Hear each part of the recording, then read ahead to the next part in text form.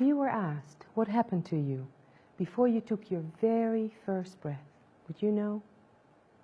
Did you know that learning about the time from just before you were conceived until after you were born could improve the quality of your life? What do you know about your earliest experiences? Were you very wanted and planned, an unwelcome surprise? Or did you come into being during an act of violence? Imagine for a moment what it must feel like for a baby to spend 9 months in the womb of a mother who hated the man who raped her. Luckily, the vast majority of us were not conceived this way. But even if our conception was welcome, all of us were marinated in amniotic fluid filled with the flavors of our mother's emotional life and state of mind. What do you know about your time in the womb? Was it filled with happiness, peace, joy, stress, anxiety, depression? Was your mother mourning the loss of a loved one? Was she the victim of domestic violence? Was it toxic, perhaps? Because the umbilical cord not only fed you nutrients, but also nicotine, alcohol, or drugs. Whatever those flavors are becomes the blueprint of our life. It is not only what a pregnant woman eats and drinks, but everything she feels and experiences in her environment that has an impact on her baby's future health, intelligence, and well-being. How a woman perceives her life during those 9 months is what helps shape baby to get ready for the environment it will be born into. This is nature's way of ensuring our survival by helping us get ready for what is yet to come. Once we are born, our life often becomes a repetition of those earliest experiences. This is why we so often attract in life what it is we have come to know so well in the womb. More than 30 years of research in the field of pre- and perinatal psychology has revealed the profound impact and effect conception, pregnancy, and birth has on our life.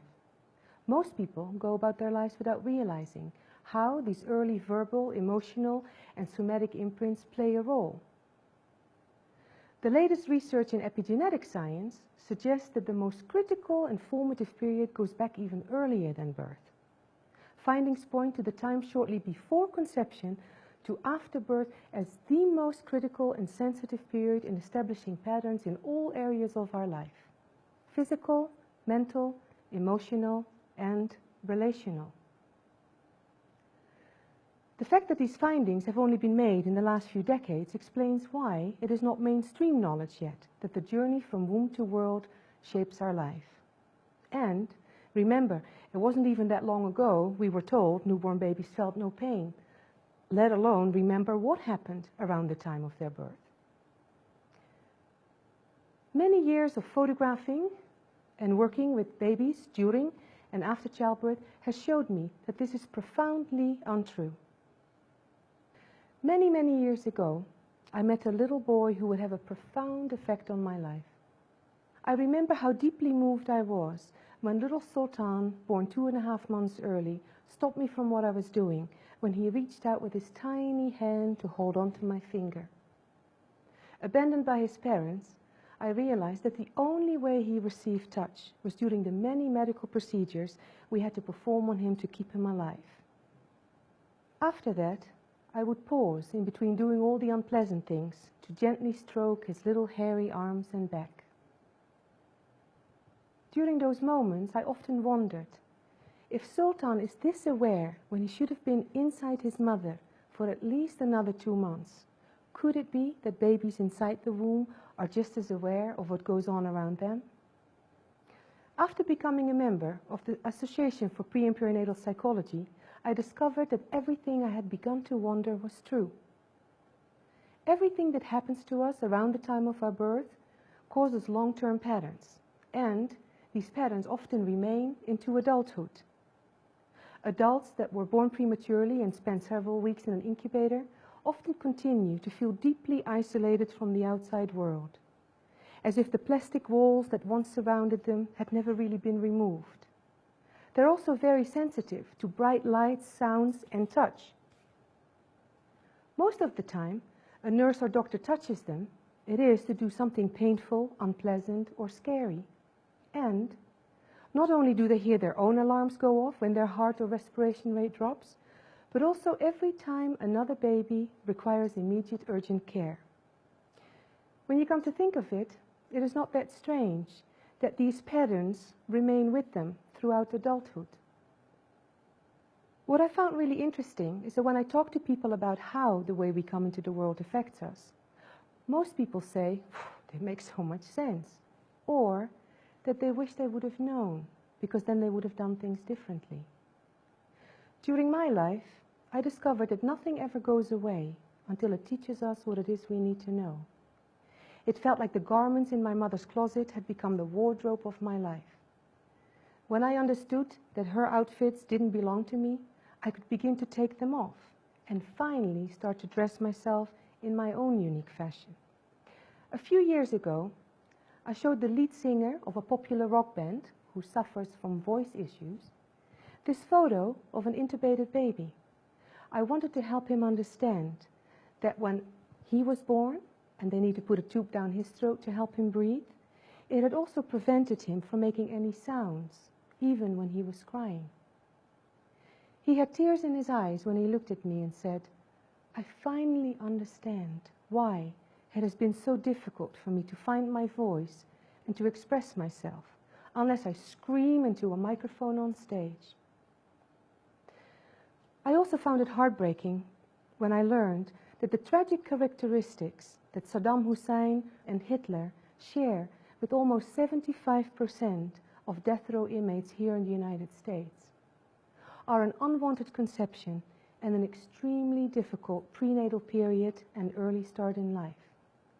The majority of them also suffered multiple abandonments, mostly by their fathers. It made me wonder, how might their lives have been different if they would have been welcomed into the world with acceptance, love, and kindness when they were little baby boys? Regardless of what happened to us at the beginning of our life, there is an expiration date to blaming our parents. Realizing on a personal level how these early experiences have affected us can help us to change our belief system and greatly improve the quality of our life and that of others. Although babies are very vulnerable when it comes to being imprinted, they're also incredibly equipped to physically and mentally cope and survive. However, there's a big difference between surviving or thriving in life. Since it is so much easier to build a healthy child than to repair a broken adult, shouldn't the information we know now about how to give babies an optimum start in life not become more mainstream also? I have noticed that our awareness around this has begun to shift, because I am getting more and more calls from people seeking help dealing with their early imprints, and from couples who want to learn how to consciously prepare so that their future babies are not born with an inheritance of their parents' unresolved issues, fears, and trauma. Conception, the time we spend in the womb, and the way we are born is truly meant to be the gift of a lifetime for every child. If we want to make this world a more conscious, connected, and caring place for us all, we have to start with how we treat women during pregnancy. We also have to create the necessary changes in our current childbirth practices that will allow for more gentle births to take place. This is important. Why? Because around 135 million women give birth each year. That is 5 to 6 babies that will be born every second of every day. How these babies are welcomed creates their sense of safety, self-worth, and belonging, and their capacity to have healthy relationships that are based on love, empathy, and trust. So where does it leave us? Well, whether you are a pregnant woman's partner, family member, boss, co-worker, care provider, counselor, teacher, elder, neighbor, or friend, imagine the positive impact your support can have, not only on the baby marinating inside the flavors of the mother's womb, but also on shaping the future of humanity.